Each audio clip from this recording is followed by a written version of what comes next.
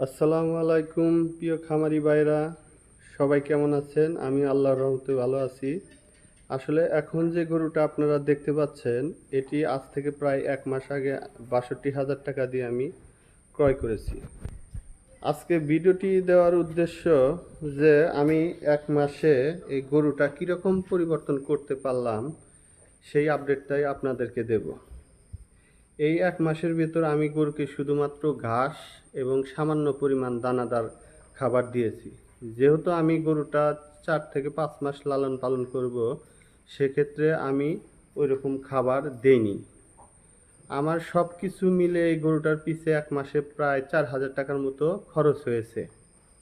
আরও আমি প্রায় 4 মাস রাখবো এবং আর 1 মাস আমি এই হালকা খাবারই দেব, তারপরে পরিপূর্ণ খাবার তাকে দেব।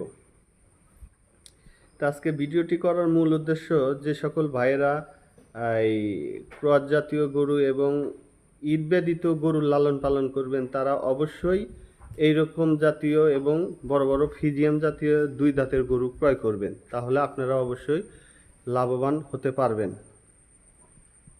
তে ভিডিওটি ভালো লাগলে সবাই একটা লাইক, কমেন্ট এবং আমার ইউটিউব চ্যানেল আছে ওটাতে একটু সাবস্ক্রাইব দিয়ে যাবেন। আল্লাহ হাফেজ।